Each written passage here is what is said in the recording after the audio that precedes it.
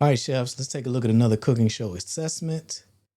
Today's chef, their primary goal is to grow their food business. They have a private chef business. A cooking show is an excellent way to grow a private chef business. Private chef is, uh, that's about building relationships with people. You got to get your name out there. You got to get people to know who you are and understand what it is that you offer. And what better way for a chef to do that than with a cooking show where people get to see who you are and what you're about. And something that I always emphasize is that YouTube is the number one TV streaming service in US households. So if you have a cooking show on YouTube, you have a cooking show on TV. That means you're putting yourself in people's homes on the big screen TV, showcasing your services and your expertise as a chef. So if you're trying to grow a private chef business, you want more of those opportunities, particularly with premium clients. There's no better way to promote yourself than with a cooking show on YouTube, which puts you on people's TV. So how's this chef using social media currently? I'm not really into using it, but I know I have to learn how to use it to accomplish my goals. Yeah, this is I see that from a lot of chefs. You have ambitions that require marketing. You have to get your name out there. You have to get in front of people. Otherwise, how are they going to help? How will they hire you? How will anybody know what you're capable of doing, what level of service you're capable of providing if they never see you? If you're in the back of the house all the time, how are you going to be able to get access to these opportunities that you want?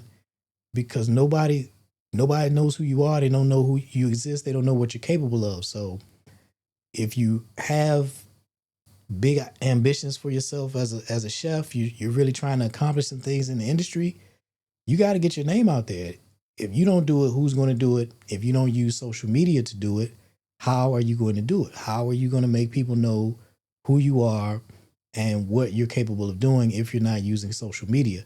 So I really encourage you to rethink social media. It's not just some foolishness for people to engage in. This is a legitimate business development tool. And if you're trying to grow a business, if you're not going to advertise using social media, my question to you is what are you going to use? For the folks who are old enough to have grown up before the internet, back in the day, you had to advertise in the yellow pages. You had to put flyers on telephone poles and print the little cards, the little 3x5 postcards, and put them on bulletin boards, put them on people's windshields. That's how you used to have to advertise, and a lot of word of mouth stuff and just passing out flyers, paying people to pass out flyers. Now we have social media, which allows you to present yourself to the entire world. And YouTube in particular allows you to put yourself on TV. YouTube is just another TV channel these days. So I really encourage you guys to rethink, the business owners of you that I'm talking to, rethink social media. Rethink what you believe social media to be, and understand that this is the most powerful marketing tool that you've ever had. This little device right here allows you to present yourself however you choose to present yourself, make your best presentation, and do it to the entire world, and do it as often as you want. So I really encourage you to rethink social media, man. It's not something that you have to do. Social media is something that you get to do. It's a tremendous opportunity to promote yourself and build your brand and just do whatever you want to do in the culinary world. But you do have to use it. You have to make a decision to use it. Let's see.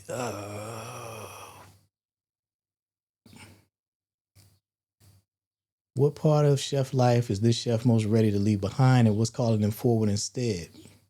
My return on investment doesn't match my hustle. I want to be in every home, but I'm only one person. Broadcasting would solve that issue.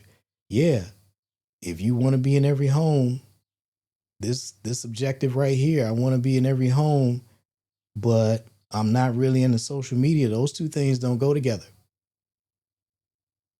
Those two things are exact opposites. So You will hear me say all the time, you have to align your actions with your objectives.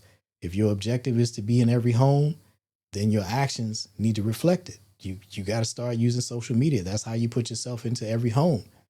Your return on your income doesn't match your hustle.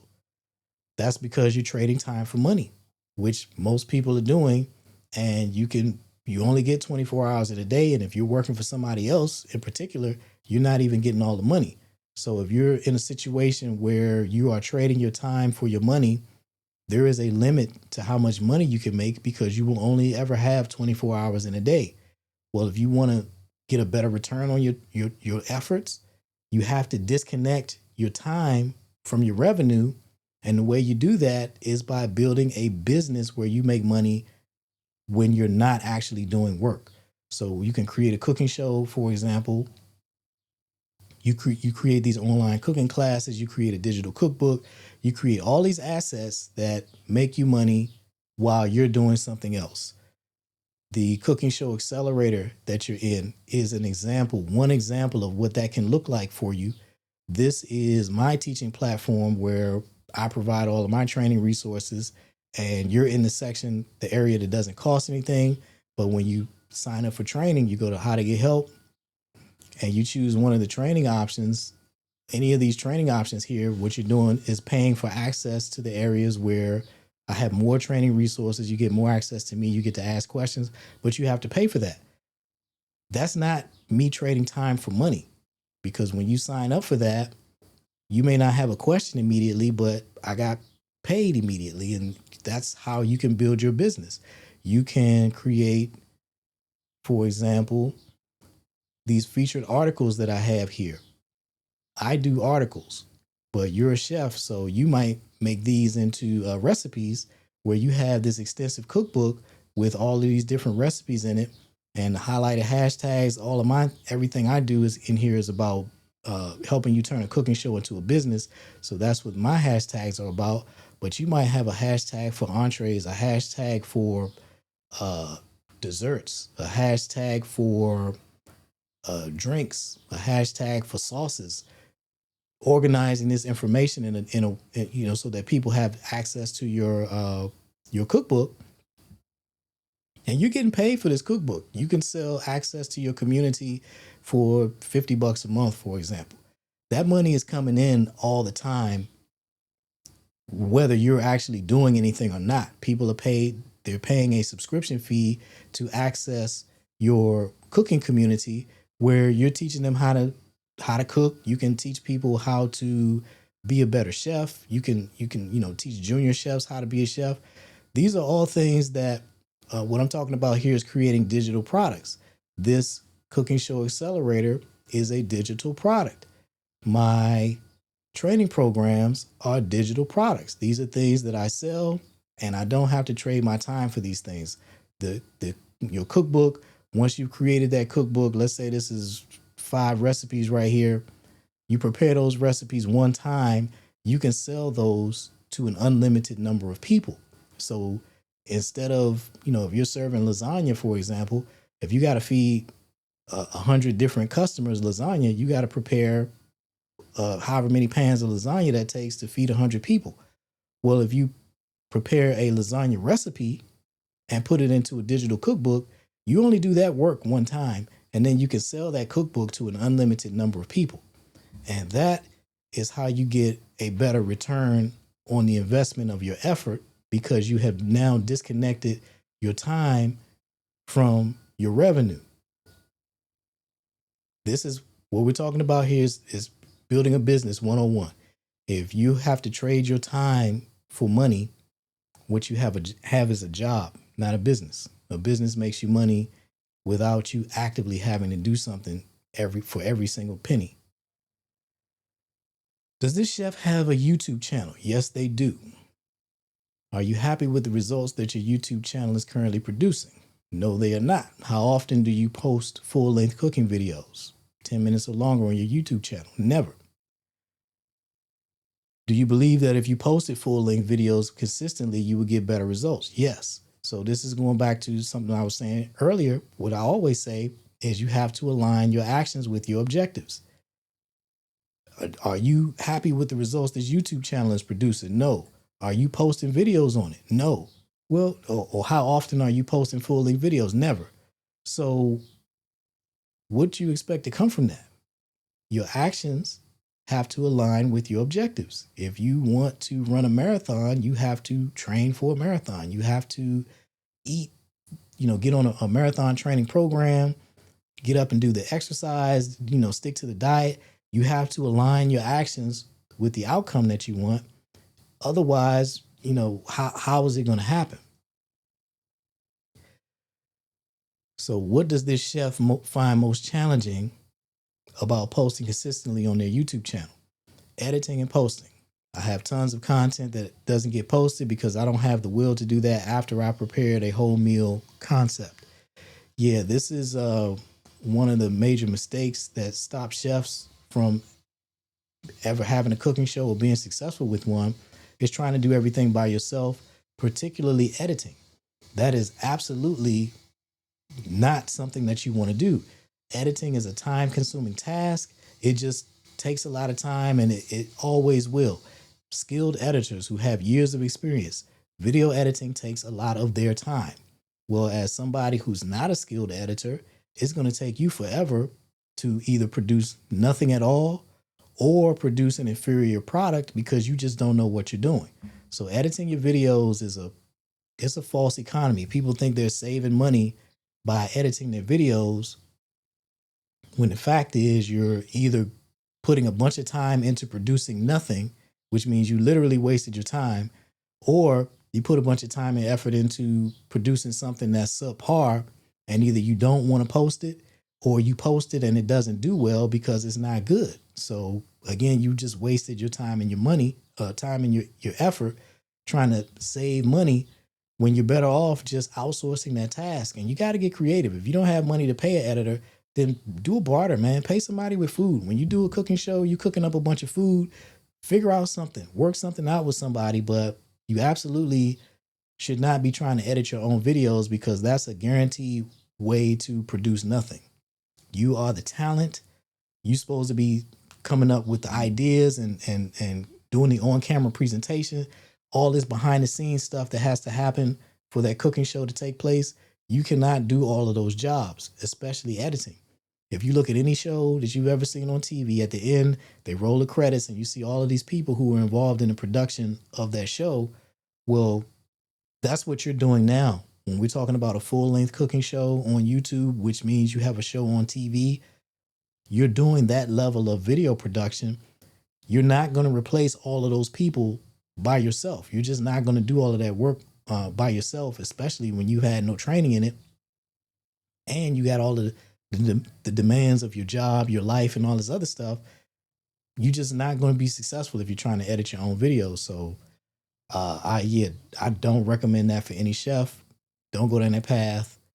Find somebody, get one of your kids to do it, or one of your friends or your neighbor's kids, or work out something, reach out to somebody. But you don't want to try to edit your own video because you're not going to be successful at it. You're just not.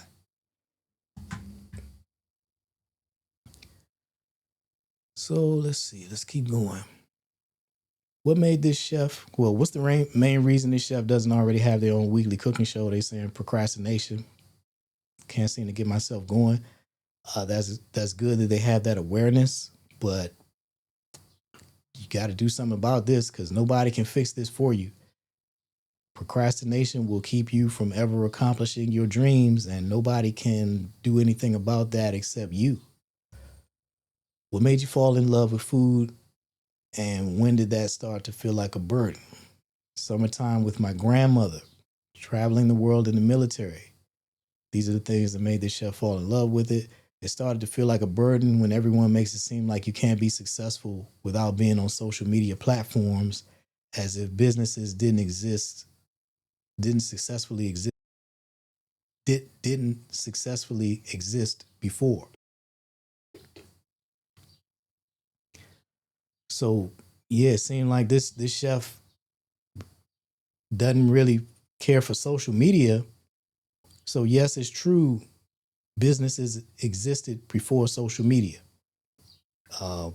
I'm wondering, does this chef have a landline in their house that they still paying for, or are they using one of these? Because these didn't used to exist before either. Email didn't used to exist before either.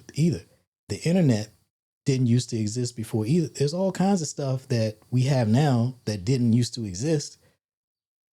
Are you going to choose the harder path to do things the way things were done before? Because I already talked about this back in the day when you ran a business and you wanted to advertise. We're talking about yellow pages. We're talking about printing flyers and passing those out. We're talking about business cards, going to networking events and doing all that stuff. So if you don't want to do social media, okay, go ahead and do it the old school way. But if you're not doing the old school methods and you're not doing social media, how do you expect your business to be successful? How are you marketing your business? How are you creating awareness so that you can attract new clients consistently? Because if you want to get paid every day, you got to be doing outreach, marketing, and attracting new customers every day. So this chef says, yes, it's like a burden because everybody makes it seem like you can't be successful without being on social media. If you're trying to get started, so the people who are able to be successful without social media are people who basically had a measure of celebrity or notoriety outside of social media that they don't even need it.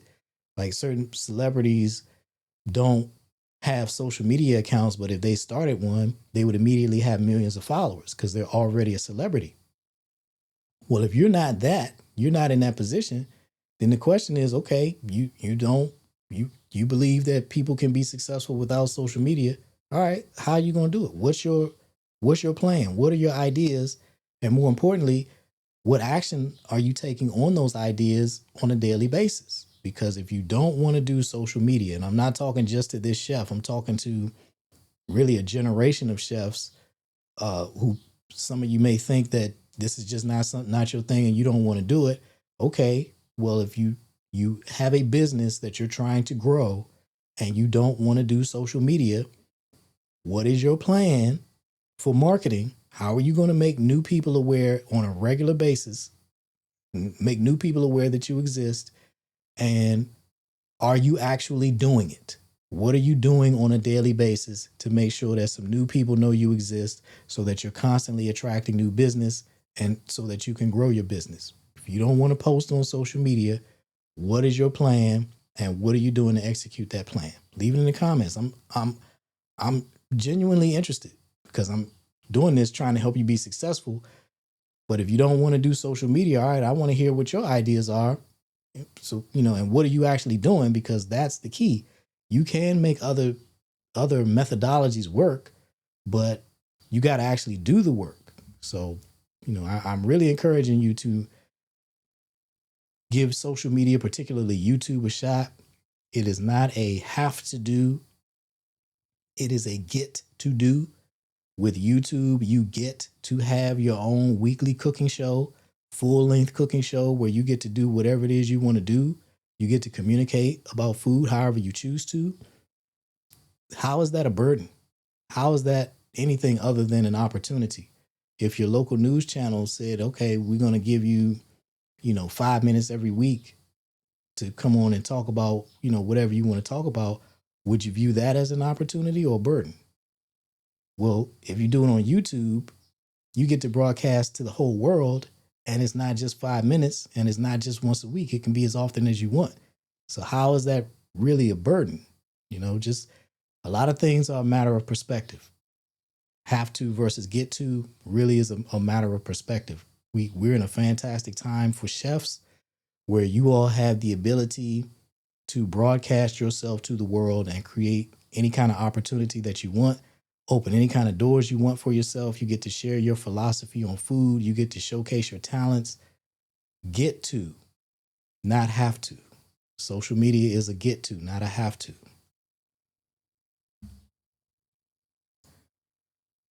So when is this chef, or what does success look like for this chef in 5 years? Success looks like waking up every day doing what I love and being able to sustain my lifetime. sustain my lifestyle, pay my bills. Yeah, that's most chefs are looking for that with using a cooking show to build a business. One of the simple ways that you can do this right now is this book, Sponsor Magnet by Justin Moore.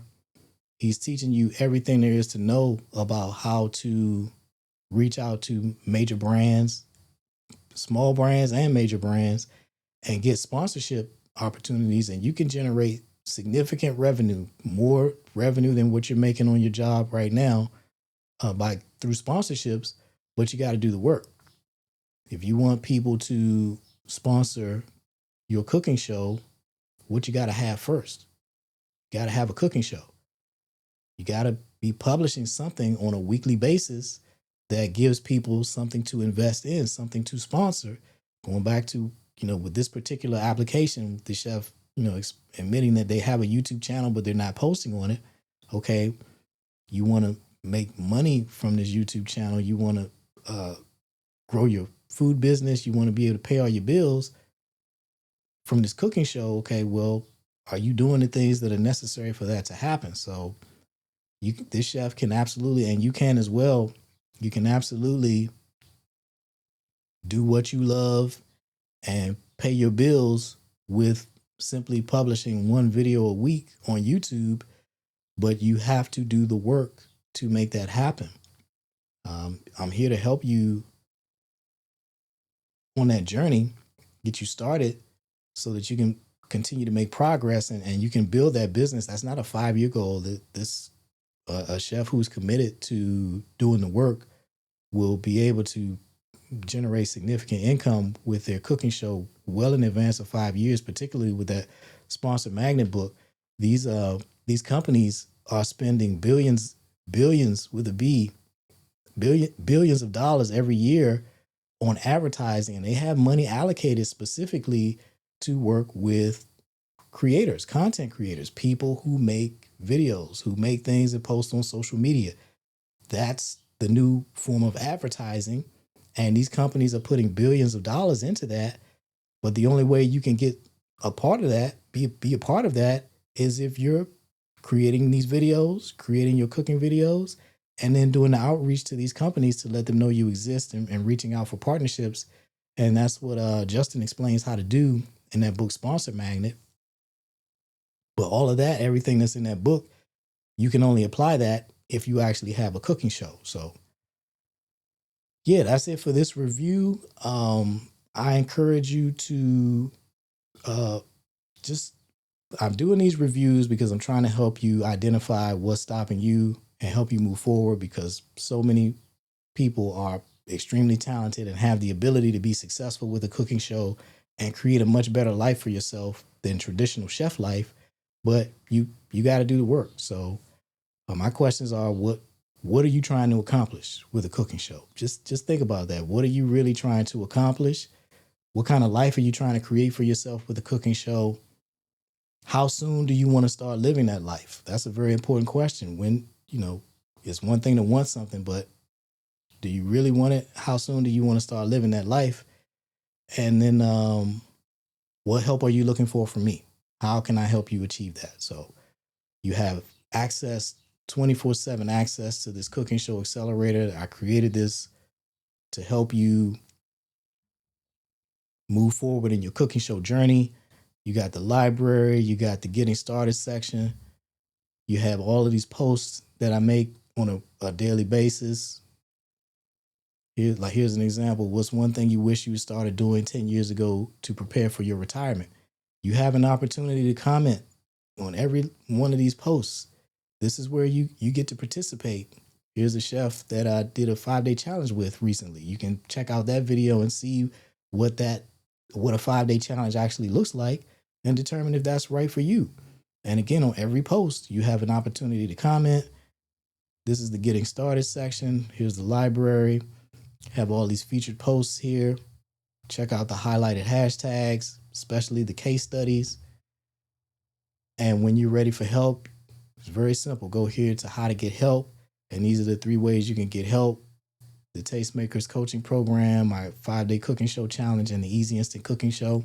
And this only costs $27 right here, and it'll get your cooking show started immediately. So I've put the resources in here to help you. You have to make a decision about what you want for yourself and take some action to make it happen. So thank you for watching, and hopefully I will see you in the comments.